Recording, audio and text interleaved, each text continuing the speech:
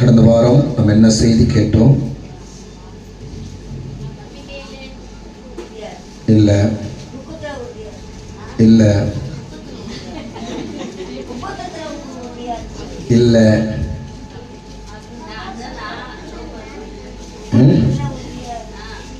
போன வாரம் என்ன செய்தி கேட்டோம்?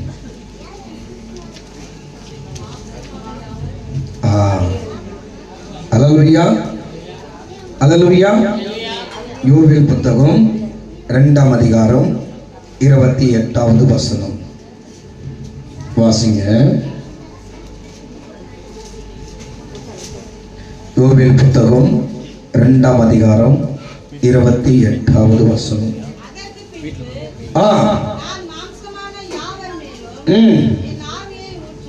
அல்லேலூயா. நம்ம போன வாரம் இதுதான் கேட்டோம். இதுல தான் கர்த்தர் பேசினார். இதுக்கு மேலேயும் போகல, கீழேயும் வரல. அப்ப ஆவியை குறித்து பேசும் பொழுது அல்லேலூயா, அந்த ஆவிக்குரியது நமக்குள் என்ன விதமான ஆவி இருக்கிறது? அல்லேலூயா அல்லேலூயா. இப்ப நம்ம ஒவ்வொரு காரியத்தை குறித்து எல்லாம் எடுத்துட்டீங்களா? எல்லாம் எடுத்துட்டீங்களா? என்ன பாருங்க, ஏமாண்டவரமா அப்பா பாருங்க. அல்லேலூயா. எல்லோரும் ஒவ்வொருக்குள் ஒவ்வொரு விதமான ஆவி இருக்கிறது. அந்த ஆவியின் திருப்திக்கு ஏற்றபடி நாம் வாழ்ந்தோம். அல்லேலூயா. ஒவ்வொருவருக்கும் ஒவ்வொரு ஆவி. குடி, சினிமா, சிகரெட்டு, ஜூதாட்டம், விபச்சாரம், திருட்டு, பரியாசம், பசி, இப்படி ஏதோ ஒவ்வொன்று, போஜன பிரியர், இப்படி ஏதோ ஒரு விதமான ஆவி நமக்குள் இருந்தது. இந்த ஆவியை நாம் மேற்கொண்டாதான் ஆவிக்குரிய வாழ்க்கையில ஜெயம் கொள்ள முடியும்னு கர்த்தர் சொல்றாரு. மாம்சமான யாவர் மீதும் என் ஆவியை ஊற்றுவேன் என்று சொன்னாரு. அப்ப அவர் ஊற்றுவேன்னு சொல்லும் பொழுது எப்ப ஊத்துவாருன்னா, எந்த ஆவி நம்மளை பிடித்து கொண்டிருக்கிறதோ, கவனிங்க, எந்த ஆவி நம்மளை மேற்கொண்டு இருக்கிறதோ, இந்த ஆவியை என்னால ஜெயிக்க முடியல, ஆவியானவரே எனக்கு உதவி செய்யணும் தான் ஊத்துவார். அல்லேலூயா. நான் சொல்லுவது புரியுதா? நான் நல்லா பரியாசம் பண்ணிக்கொண்டே தான் இருப்பேன். அது எனக்கு பிடிச்சிருக்குதுன்னா பரியாசத்தனத்தின் ஆவிதான் உள்ள இருக்கமே கண்டு பரிசுத்த ஆவியானவர் வரமாட்டார். அப்ப பரிசுத்த ஆவியானவர் நமக்குள்ள வர வேண்டும்னா இந்த பரியாசத்தனத்தின் ஆவியை நான் வெறுக்கிறேன், இந்த துன்மார்க்கத்தின் ஆவியை நான் வெறுக்கிறேன், இந்த குடிகார ஆவியை நான் வெறுக்கிறேன், இந்த சண்டையின் ஆவியை நான் வெறுக்கிறேன் என்று எந்த நபர் கேட்கிறாங்களோ அந்த நபர் மேல பரிசுத்த ஆவியானவர் வருவார். நாம விரும்பாததை தெய்வம் ஒரு காலமும் செய்யறது கிடையாது. மாம்சமான யாவர் மீது என் ஆவியை ஊத்துவன்னு சொல்லிட்டாரு. அப்படின்னா என்ன அர்த்தம் என்றா, இந்த ஆவிக்குரியதற்கும் இந்த ஆவிக்குரிய இல்லாததுக்கு ஒரு வித்தியாசம் என்னன்னா, அன்னைக்கு யூதனா இருப்பான், அவனை கர்த்தரே தேர்ந்தெடுத்திருப்பார். இதுக்கு நம்ம பார்க்கணும்னா, சிம்சோன் பிறக்கிறதுக்கு முன்பே கர்த்தர் சிம்சோன் தாயின் இடத்துல பேசி, சிம்சோனுடைய தகப்பன் இடத்துல பேசி, நான் உனக்கு ஒரு குமாரனை கொடுப்பேன், அவன் தலைமையில் என்ன பண்ணக்கூடாது, சபர கத்தி படக்கூடாது, அவனுக்கு என்ன கொடுக்க கூடாது, மது எந்த காரணத்தை கொண்டும் கொடுக்க கூடாது, அவன் யாராயிருப்பான், நர்சனாயிருப்பான், ஏன்னா அவன் இஸ்ரவேலரை பெலிஸ்தர் கைக்கு விடுவித்து ரட்சிக்கக்கூடிய ரட்சகன் என்று. இப்ப இந்த ரட்சகன் என்று கர்த்தரே நியமித்தபடினால எப்பெல்லாம் ஆபத்து வருதோ அப்பெல்லாம் ஆவியானவர் வருவார். எப்பெல்லாம் ஆபத்து வருதோ அப்பெல்லாம் யார் வருவாரு? ஆவியானவர் வருவார். ஆவியானவர் வரும்போது என்ன நடக்கும்னா, இந்த சிம்சோனு ஒரே நபர் 1000 பேர் பெலிஸ்தர்கள். எத்தனை பேரு? 1000 பேர் பெலிஸ்தர். இன்னைக்கும் பைபிள் சரித்திரம் மட்டும் சொல்லல, உலக ரீதியா ஆராய்ச்சி செய்து பெலிஸ்தர் நாடு எதுன்னு நிரூபிச்சு நடந்ததா என்று பார்க்கும் பொழுது நடந்த சரித்திரம் இருக்கிறது. பைபிள் மட்டும் சொல்லல, உலக நாடு ஆராய்ச்சி பண்றாங்களே, அந்த ஆராய்ச்சியில சிம்சோன் ஒருத்தர் பிறந்தாரு, பெலிஸ்தர் நாட்டில் இத்தனை பேரை கொன்னாருன்னு வரலாறு இருக்கிறது. எவ்வளவு பேரு? 1000 பேரு. இப்ப யார் இருக்கிறது? ஒரே ஒரு நபர். அவர் என்னதான் நர்சனா இருந்தாலும் இந்த 1000 பேர் பிடிச்சு கொஞ்சம் கொஞ்சமா பிச்சை எடுத்தா கூட இவர் என்ன பண்ணிடலாம்? காலி செய்தெல்லாம். மிஞ்சி போனா ஒரு 100 பேர் பிடிச்சுன்னு 900 பேர் கையில் வச்சிருந்த கத்தினால வேணக்கூடமா வெட்ட தேவல அப்படியே கொஞ்சம் கொஞ்சமா அறுத்து எடுத்தாலுமே என்ன பண்ணலாம்? சிம்சோனை காலி பண்ணிடலாம். ஆனா எப்பெல்லாம் ஆபத்து வருதோ அப்பெல்லாம் பரிசுத்த ஆவியானவர், பலத்தின் ஆவியானவர் ஒரு மேல இறங்கிடுவார். இந்த சிம்சன் மேல பலத்தின் ஆவியானவர் இறங்கும் பொழுது ஆவியானவர் ஆளுமை செய்யறதுனால எவனாலையும் மேற்கொள்ள முடியாது.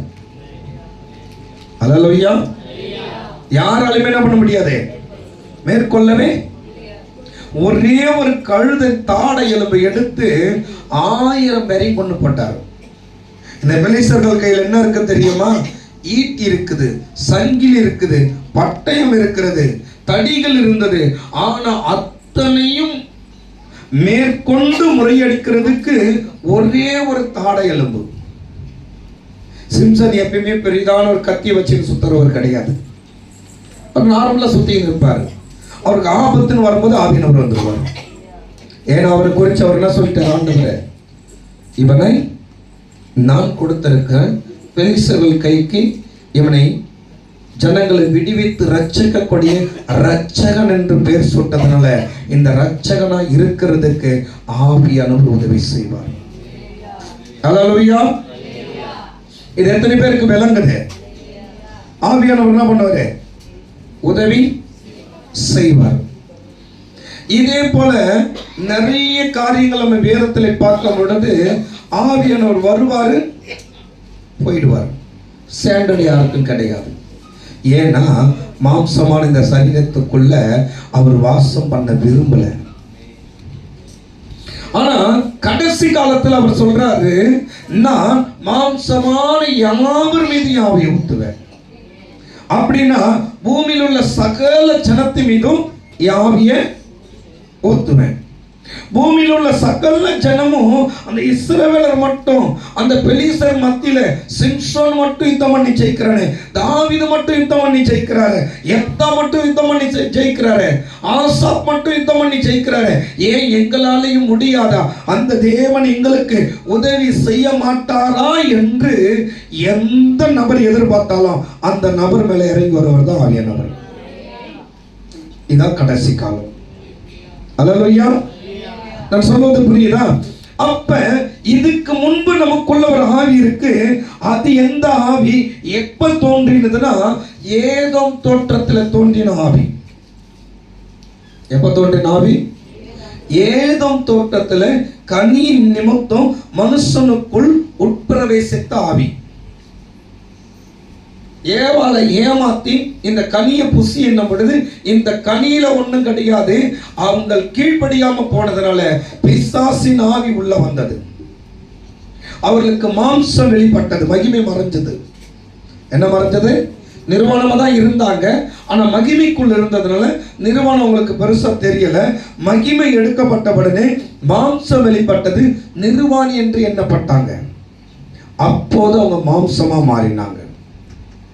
அப்ப இந்த மாம்சமா மாறின ஒவ்வொரு நபருக்குள்ளவும் என்ன இருக்குது? பிசாசு கிரியை இருக்குது, மகிமை கிடையாது. அல்லேலூயா. எத்தனை பேருக்கு இது விளங்குது? என்ன இருக்குது?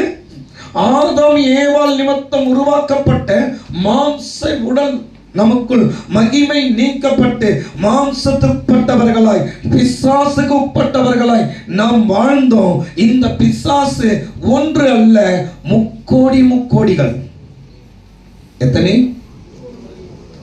எத்தனைங்க? அதாவது 330 கோடி. எவ்வளோ? எவ்வளவுங்க?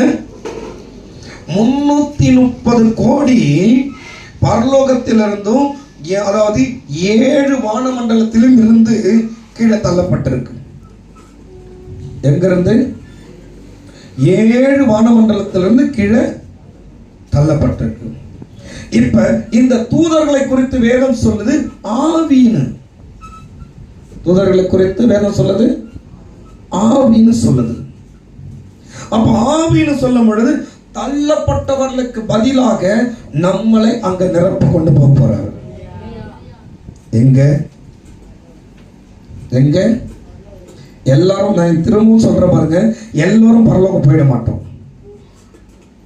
நான் நிச்சயமா சொல்லுவேன், எல்லாருக்கும் பரலோகத்துல இடம் கிடையாது. ஏன்னா நம்ம மொத்த பேரும் பரலோகத்துல தள்ளப்பட்ட 330 கோடி தூதர்கள் அல்ல. 7 வானமண்டலம் இருக்குது. 7 வானமண்டலத்திலிருந்து பிசாசு கூட கேள்விப்பட்டு அவனை ஏற்றுக்கொண்டு விழுந்த அத்தனை பேர் இடத்துல நம்மளை கொண்டு போய் கர்த்தர் என்ன பண்ண போறாரு? நிரப்ப. ஒரு சிலர் பூமியிலே இருக்கலாம், ஒரு சிலர் வானத்தில் இருக்கலாம், ஒரு சிலர் அதுக்கு மேல யார் தன்னை பூரணப்படுத்தி பரிசுத்தப்படுத்தி பரிபூர்ணம் அடைந்தவர்கள் மட்டுமே பரலோகத்துக்குள்ள போக முடியும். அப்ப நமக்கெல்லாம் நரகமாப்பா இல்ல, ஒரு சான்ஸ் உண்டு. இயேசு ரத்தம் நமக்காக பரிந்து பேசினுங்கிறதுனால ஒருவேளை ஃபர்ஸ்ட் வானத்திலேயே நமக்கு என்ன உண்டு? இடம். ஆனா நரகத்துக்கு பாத்திரங்களா இருக்கத்தக்கவர்களா, மாம்சத்துக்கு உட்பட்டவர்களா இருக்கக்கூடாது. நான் சொல்றது எல்லாம் புரிஞ்சு கொள்ளுங்க. அப்ப ஆவிகளை தள்ளப்படும் பொழுது இந்த ஆவிக்குட்பட்டவர்களா நம்ம மாறினாதான் ஆவிகள் இருந்த இடத்துல நாம இருக்க முடியும். இது எத்தனை பேருக்கு விளங்குது? அதனாலதான் ஆண்டவர் சொல்லிட்டாரு, மாம்சமான யாவர் மீது ஆவியை. இது ஒரே ஆவி எத்தனை கோடி பேர் இருந்தாலும் அத்தனை பேருக்குள்ளே இருப்பார். ஏன்னா அவ்வளவு வல்லமை உடையவர். ஆனா பிசாசு 330 கோடி, அதாவது 330 கோடி பிசாசு தூதர்களா இருக்கிறபடினால அவங்க என்ன பண்ணுவாங்கன்னா, ஒவ்வொரு மனுஷனுக்குள்ளே ஒவ்வொரு வித ஆவி, ஒவ்வொரு மனுஷனுக்குள்ள ஒரு விதமான.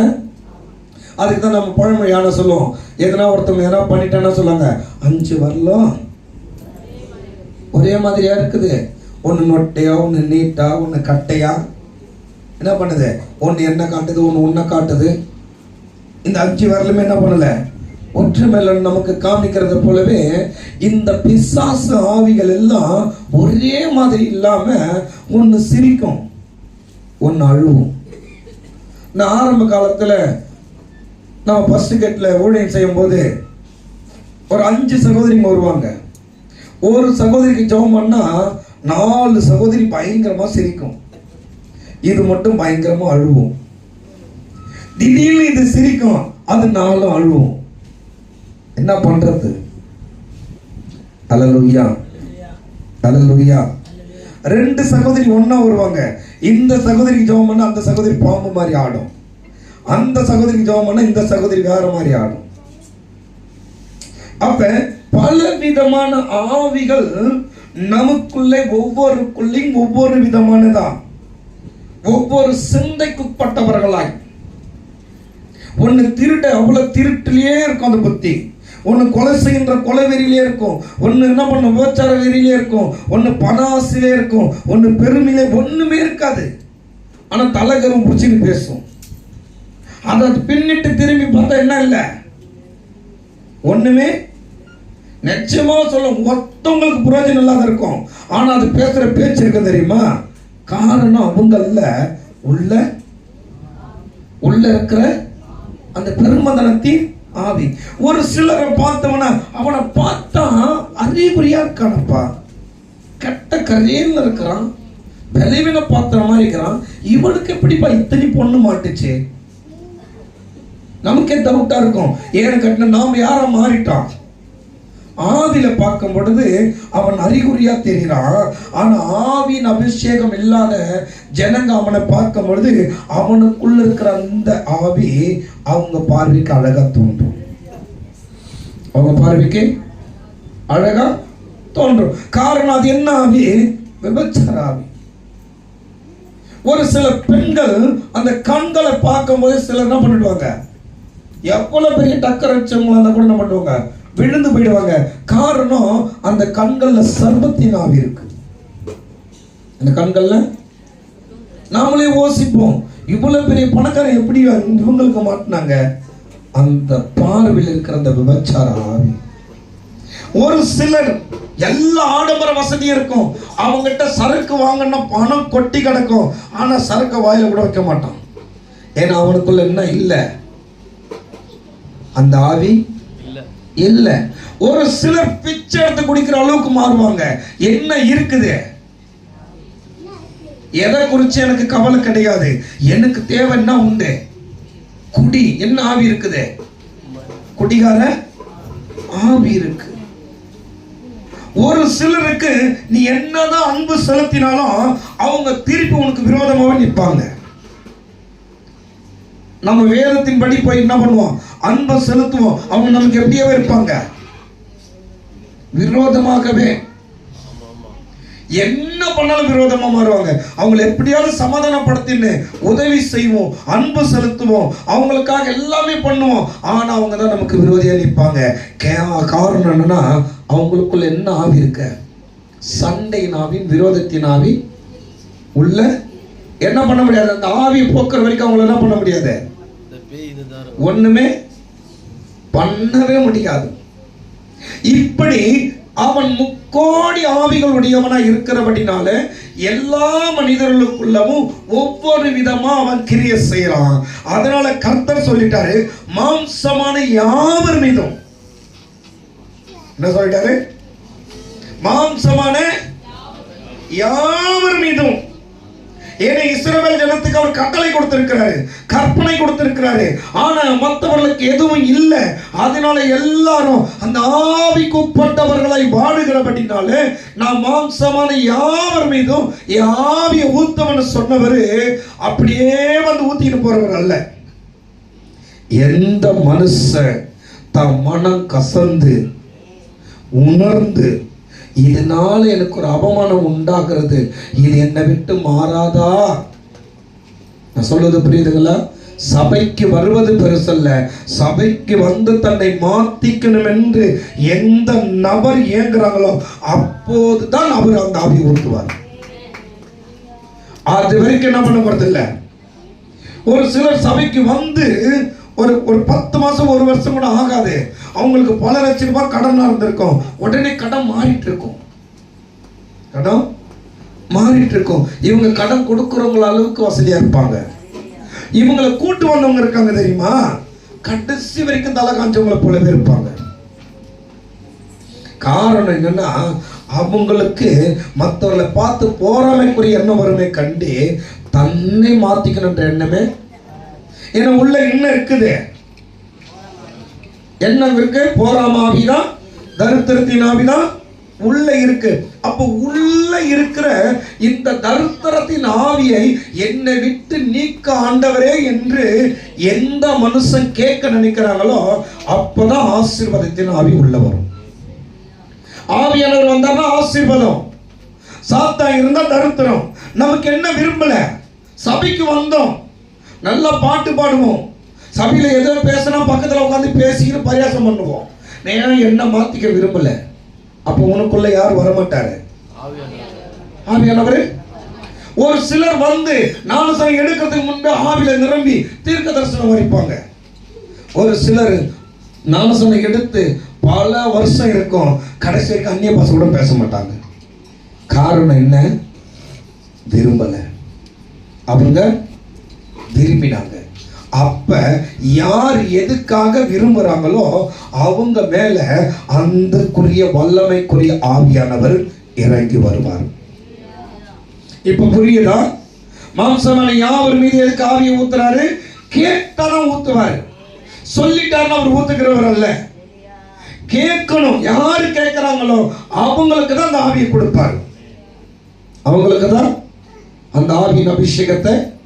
இப்ப சபையில இருக்கிற நமக்கு ஒருவேளை நமக்குள்ள வியாதியின் ஆவி இருக்குது, எவ்வளவு சம்பாதிச்சாலும் மருத்துவமனைக்கு போவோம், மருத்துவர் ஒரு ஊசியை போட்ட உடனே இந்த ஆவி சைலண்டா படுத்துக்கும், நம்ம பார்த்த உடனே நல்லா ஆயிட்டுன்னு வருவோம் திரும்ப திரும்ப. காரணம், இது என் ஆசீர்வாதத்தை திருடுகிற பலவீனத்தின் ஆவி.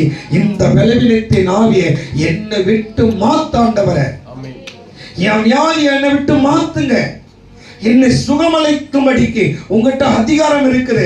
சுகத்தின் ஆவியை என்கிட்ட வான்னு சொல்லும் பொழுது உன் கூட வெறும் சுகத்தை மட்டும் கொடுக்கல, சுகமளிக்கிற ஆவியானவரும் கூட வந்துடுறாரு. இந்த ஆவியை பெற்று வச்சுங்க நாம என்ன பண்ணுவோம்? ஹாஸ்பிட்டல்ல போய் யாருன்னா ஜெபம் பண்ணா பாஸ்டருக்கு சொல்றேன், வீட்டில் யாருன்னா ஜெபம் பண்ணா பாஸ்டர் கூப்பிடுறேன். இந்த ஆவியானவர் பார்ப்பாரு, போய் போய் உங்ககிட்ட வந்தப்பாரு, வேற எங்கன்னா போயிருந்தா என்ன பண்ணுவாங்க?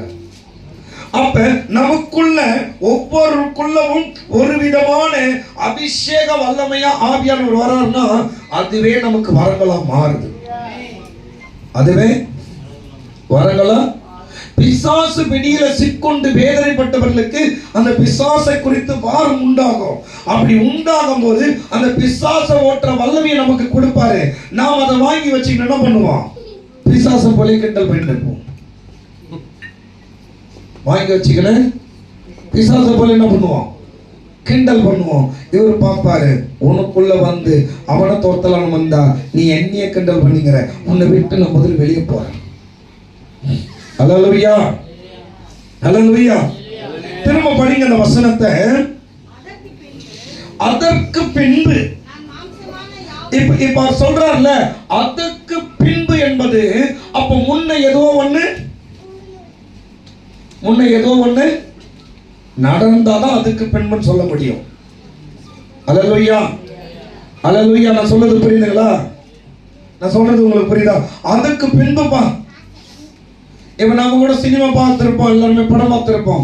அந்த படம் பார்க்கும்போது அந்த ஒரு ஸ்டோரி காட்டுறதுக்கு அப்ப என்ன நடந்தது அப்படின்னு அந்த பழைய ஸ்டோரி எல்லாம் பண்ணிருப்பாங்க, காமிப்பாங்க. அதே போல இந்த வசனம் சொன்னது அதற்கு பின்பு. அப்ப அதற்கு பின்பு என்னும் போது முன்ன எதுவோ ஒண்ணு நடந்திருக்குது. அப்ப முன்ன என்ன நடந்திருக்கிறது அதை நம்ம நிச்சயம் பார்த்தோம்னா நமக்கு கொஞ்சம் புரியும். 25வது வசனம் படிங்க.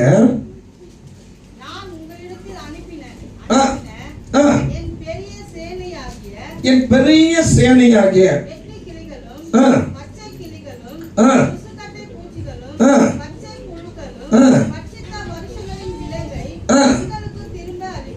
அல்லேலூயா, அல்லேலூயா. அப்ப இதெல்லாம் எப்ப நடந்தது? இதெல்லாம் எப்ப நடந்தது அப்படின்னா இந்த சேனைகள் எல்லாம் எப்ப வந்தது? இந்த சேனைகள் எப்ப வந்தது? 24வது வசனம் படிங்க. கலங்க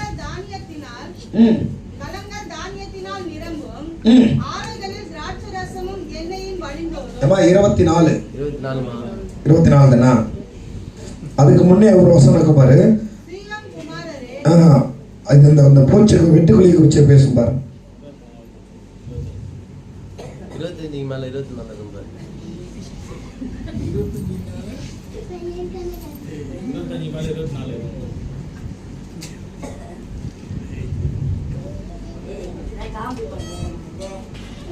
கவனிக்க நல்லா பிடிச்சு கொண்டுருங்க.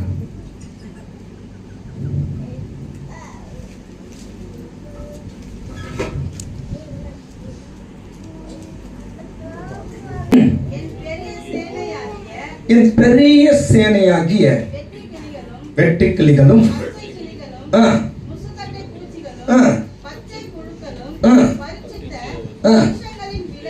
அல்லேலூயா.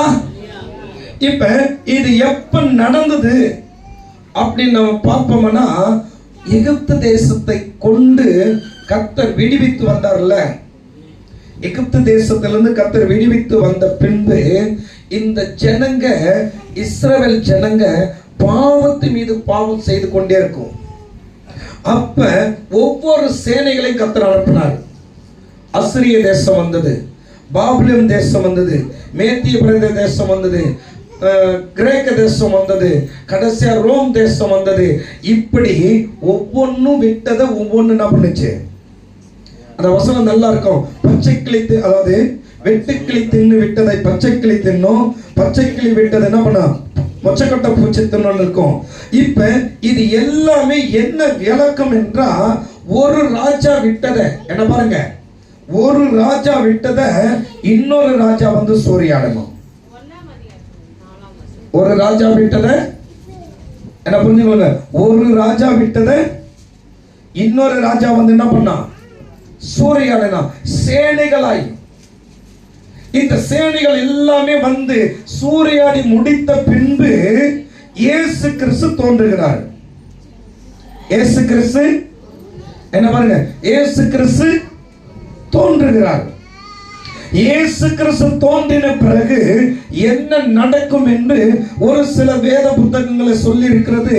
கடைசி காலத்துல மாம்சமான யாவர் மீதும். அல்லேலூயா. இப்ப இந்த சேனைகள் வரும் பொழுது, எந்த சேனை, அசிரிய தேசம் வரும் பொழுது, இந்த அசிரிய தேசத்தை என்ன பண்ணனா, சுத்தி இருக்கிற எல்லா மக்களையும் என்ன பண்ணா அடிமைப்படுத்தலாம். அடுத்தது பாபிலோன் தேசம் வரும்போது எல்லா தேசத்தையும் அடிமைப்படுத்தலாம். அவங்க தேசத்துக்கு மட்டும் முக்கியத்துவம் கொடுத்தான். இப்ப நம்ம இந்தியாவில் எடுத்துக்கணும், வட மாநிலத்தில் இருக்கிற முக்கியத்துவம் சென்னையில நமக்கு இல்லை. அல்லேலூயா. வட மாநிலத்தானுக்கு இருக்கிற முக்கியத்துவம் தமிழ்நாட்டில் நமக்கு இல்லை. போன ஞாயிற்றுக்கிழமை இல்லாம முந்தின ஞாயிற்றுக்கிழமை அவன் 10,000 பேருக்கு மேல சவுகார்பேட்டையில் ஜெய் ஸ்ரீராமன் சொல்லிட்டு கத்திக்கின்னு போறான். ஆனா நம்ம 10 பேருக்கு போயிட்டு இயேசுவே ரட்சகர்னு கத்த முடியல. போலீஸார் வந்து நிக்கிறான், ஏன் கத்துறன்னு கேட்கிறான். அப்ப மேல இருக்கிற ஆட்சி பீடத்தில் இருக்கக்கூடியவன் ஆளுவின் அதிகாரத்தை கொடுக்கறதுனால அவன் நம்மள என்ன பண்றான். இதே போல ஒவ்வொரு சேனையும் வரும் பொழுது இந்த ஜனங்கள் எல்லாருமே ஒடுக்கப்படுறாங்க. எல்லா மக்களும் மாம்சமான யாவர்னு சொல்லும் பொழுது யூதர்கள் மட்டுமல்ல, எல்லா தேசத்தாரும் ஒடுக்கப்படுறாங்க. எல்லாம் எப்படி போறாங்க, அவங்க ஆசீர்வாதத்தெல்லாம் இழந்து போறாங்க. எல்லாரும் எப்படி போறாங்க, துக்கத்தை அனுபவிக்கிறாங்க, உபத்திரத்தை அனுபவிக்கிறாங்க. இப்ப தேவன் சொன்ன வாக்குத்தத்தத்தின்படி அதற்கு பின்பு அல்லேலூயா மாம்சமான யாவர் மீது நாவி ஊத்துவன் சொன்னவர் இப்ப சொல்றாரு, இவ்வளோ கஷ்டத்தை அனுபவித்த உங்களுக்கு, அந்த சேனைகளில் இருந்து மீட்கப்பட்ட உங்களுக்கு ஒரு புதிய வாழ்வை தரும்படிக்கு. அல்லேலூயா. எத்தனை பேருக்கு புரியுது? இப்ப உலக நாடு முழுவதும் இனி ஒருத்தவனுக்கு அடிமையாக போறோம். அதுக்கு முன்பு நான் உங்கள் மேல ஆவியை ஊத்துவேன். எத்தனை பேர் கேட்கறீங்களோ அத்தனை பேரையும். அல்லேலூயா. இப்ப படிங்க, 26 படிங்க, 26 படிங்க, 26 27 படிங்க. நீங்கள் சம்பூர்ணமா சாப்பிட்டு திருப்தி அடைந்து என்ன சொல்றாரு, உங்களை அதிசயமாய் நடத்தி வந்த உங்கள் தேவனாகிய கர்த்தருடைய நாமத்தை துதிப்பீர்கள். என் ஜனங்கள் ஒருபோதும் வெட்கப்பட்டு போவதில்லை. நான் இஸ்ரவேலின் நடுவில் இருக்கிறவர் என்றும் நானே உங்கள் தேவனாகிய கர்த்தர், வேற ஒருவரும் இல்லை என்று அறிந்து கொள்ளுவீர்கள். என் ஜனங்கள் ஒருபோதும் அல்லேலூயா அல்லேலூயா. இப்ப எத்தனை சேனைகள் எழுப்பினாலும், நல்லா புரிந்து கொள்ளுங்க, எத்தனை சேனைகள் எழுப்பினாலும் எகிப்து தேசத்துல இஸ்ரவேலர் அடிமைப்பட்டிருந்தாங்க. இஸ்ரவேலெல்லாம் ஒன்று கூடி வேண்டுதல் பண்ணாங்க.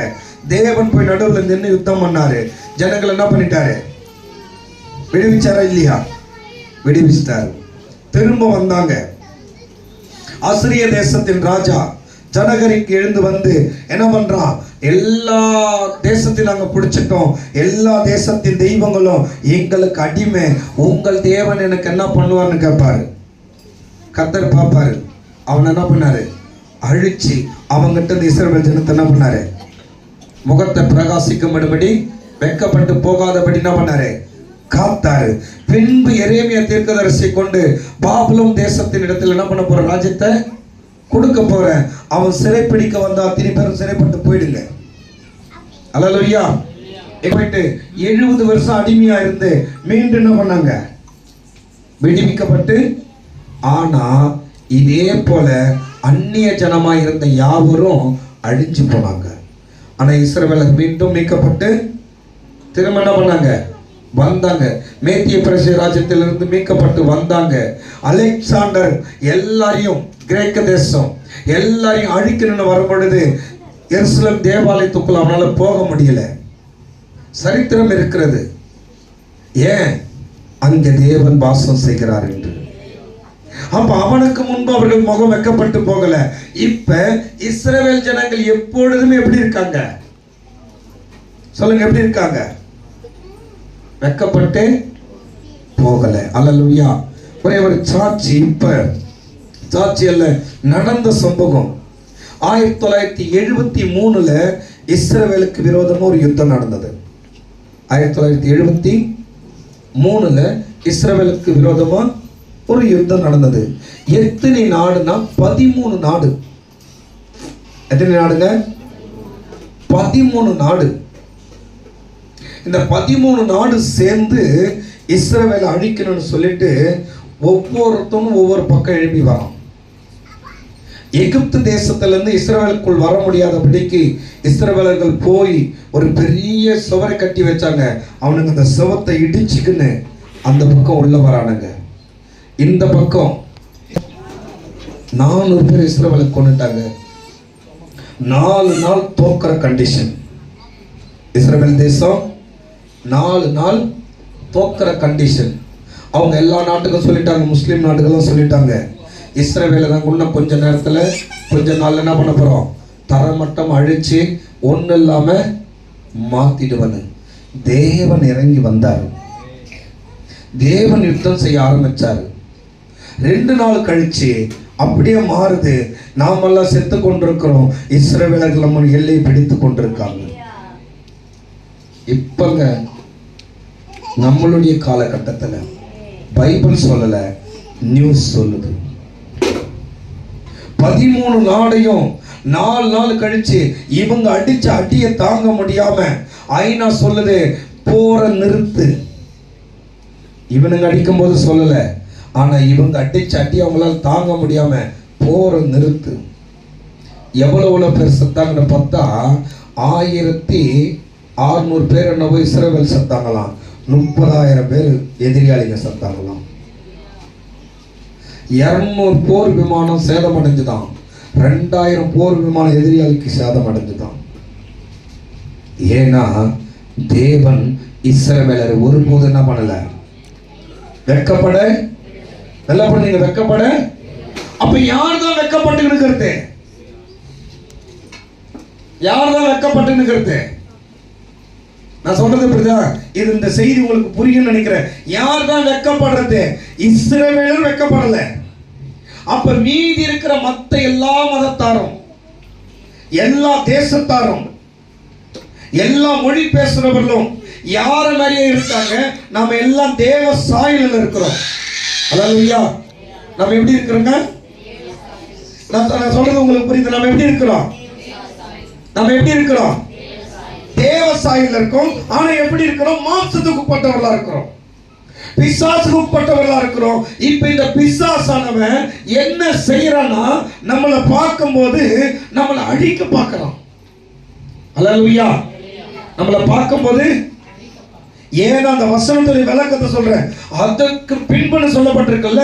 அப்ப இந்த பிசாசானவன் பார்க்கும் பொழுது இந்த அந்நிய ஜனமா இருக்கக்கூடிய மொத்த பேரையும் அவன் அழிக்கணும்னு, தேவனை அழிக்கிறன்னு நினைச்சு ஜனங்கள் எல்லாம் அழிக்கும் போது தேவன் மேல இருந்து பார்க்கிறாரு.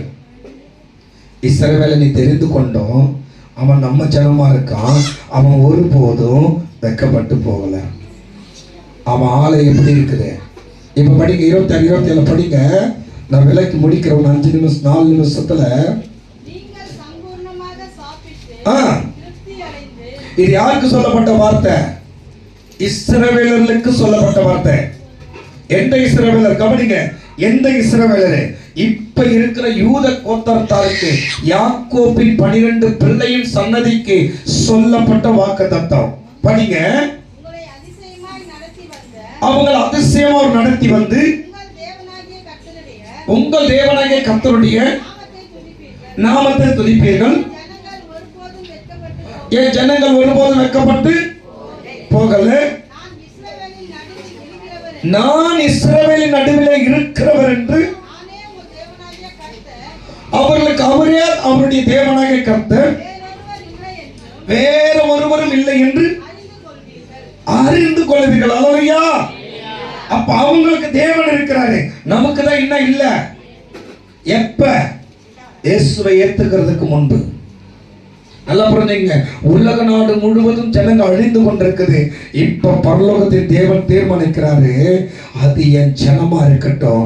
இப்ப என் நாமத்தை ஏற்றுக்கொள்ளுகிற ஒவ்வொருவரையும் என் பிள்ளைகளை ஆக்கும்படிக்கு நான் இந்த பூமியின் மாம்சமான யாவரையும் மீட்டெடுக்கபடிக்கு நான் போகிறேன்.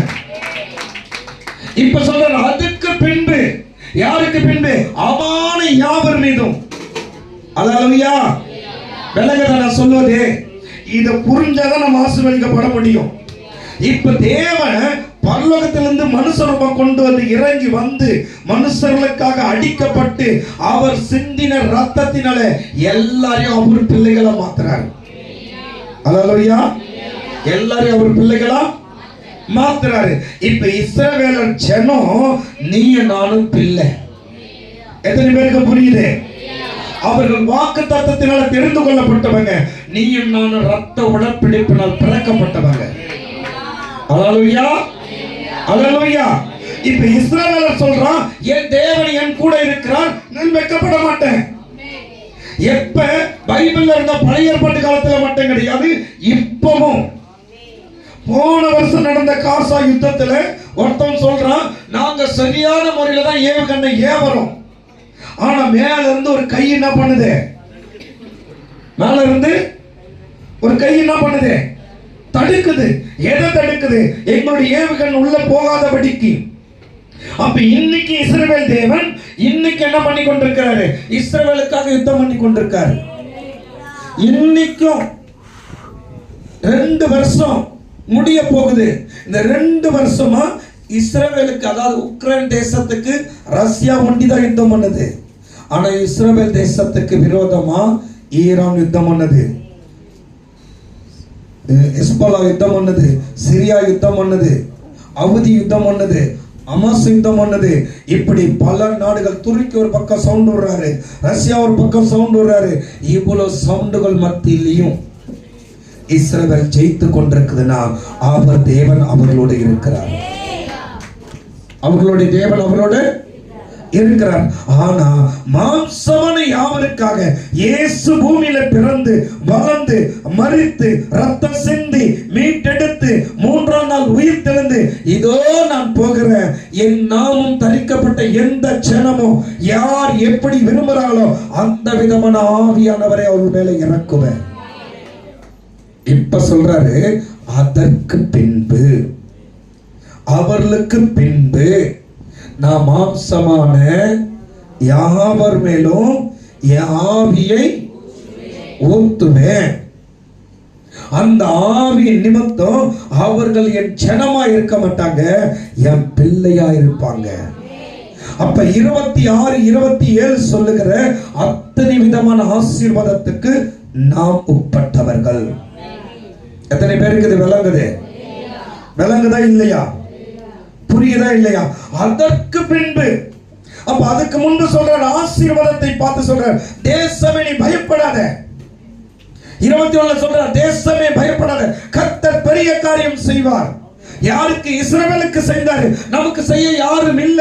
அதனால இப்ப நான் அவங்க கூட இல்ல, மாம்சமான யாவர் மேலையும் என் ஆவியை ஊத்தி அவங்களோடு இருக்க போறேன். இப்ப யாரோட இருக்காரு ஆவியானவரே? சொல்லுங்க, யாரோட இருக்காரு? நம்மளை பார்த்து சொல்றாரு, நீ பயப்படாத, உன் கூட இருக்கிற கர்த்தர் உனக்கு பெரிய காரியம் செய்வார். எத்தனை பேருக்கு விளங்குது? நீ பயப்படாத, உன் திராட்சை ஆலை நிரம்பி வழியும்.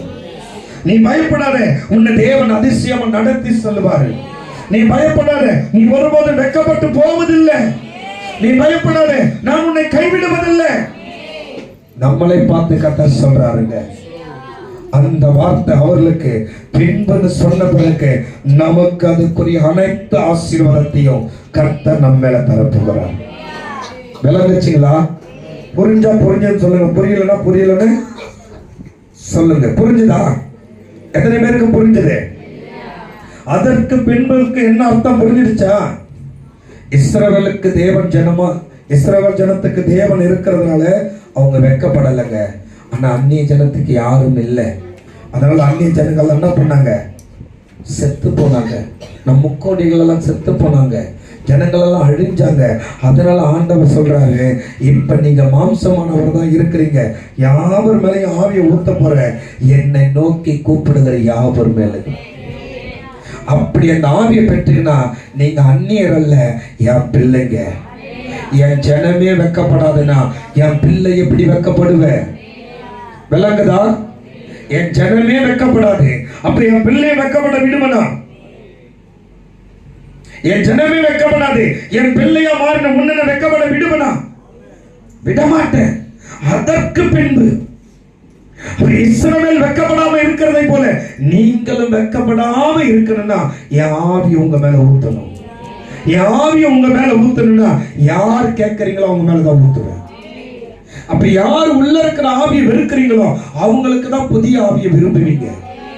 இப்ப நாம தீர்மானித்து எழுந்து நின்று நமக்குள்ள என்ன ஆவி இருக்கு,